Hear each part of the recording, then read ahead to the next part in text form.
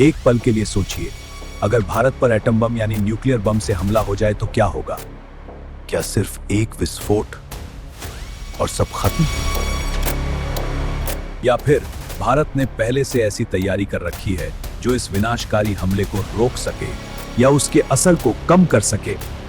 आज की वीडियो में हम साफ साफ समझेंगे न्यूक्लियर मिसाइल अटैक क्या होता है, भारत उसे पहले कैसे डिटेक्ट करता है, कैसे हवा में ही रोक सकता है, और अगर विस्फोट हो भी जाए तो देश कैसे खुद को संभालता है। यह सिर्फ हथियारों की कहानी नहीं है, यह है सर्वाइवल और प्रोटेक्शन सिस्टम की कहानी।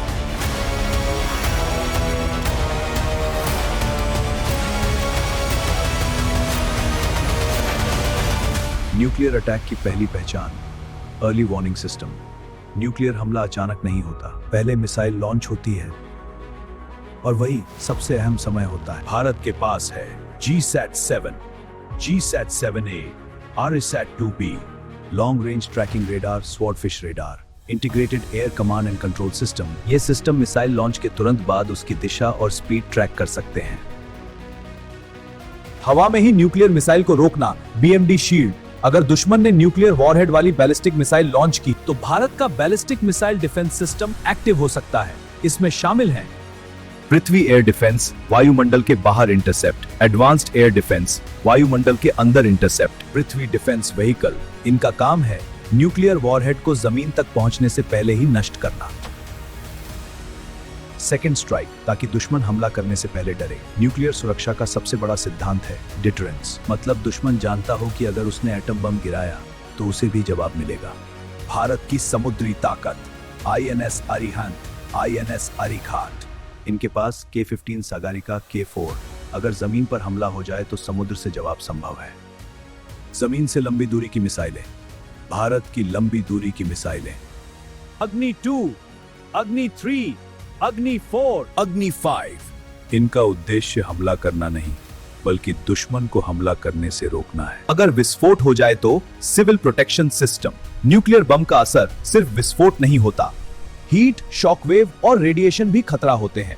ऐसी स्थिति में काम आते हैं national disaster management authority NDMA, national disaster response force NDRF कार्यवाही में शामिल हो सकता है। Radiation monitoring, emergency medical response, सुरक्षित क्षेत्रों में निकासी, कंट्रोल्ड शेल्टर सिस्टम, सुरक्षित कमांड सिस्टम। बिना नियंत्रण कोई बटन नहीं दबता। भारत का nuclear control system, strategic forces command, nuclear command authority. हर निर्णय कई स्तर की अनुमति से गुजरता है। रिसर्च और भविष्य की सुरक्षा, defence research and development organisation DRDO, hypersonic technology demonstrator vehicle HTV, mission Shakti, anti satellite capability. भविष्य की मिसाइलों से निपटने के लिए भविष्य की टेक्नोलॉजी। सच ये है, कोई भी देश न्यूक्लियर युद्ध में पूरी तरह सुरक्षित नहीं होता, लेकिन तैयारी, detection system, missile defence, second strike और सिविल प्रोटेक्शन, ये सब मिलकर नुकसान को कम कर सकते हैं और दुश्मन को सोचने पर मजबूर कर सकते हैं। न्यूक्लियर बम विनाश ला सकता है, लेकिन तैयार देश हार नहीं मानता। अगर आपको ये जानकारी पसंद आई, लाइक, शेयर, सब्सक्राइब करें, कमेंट में लिखिए सुरक्षित भारत।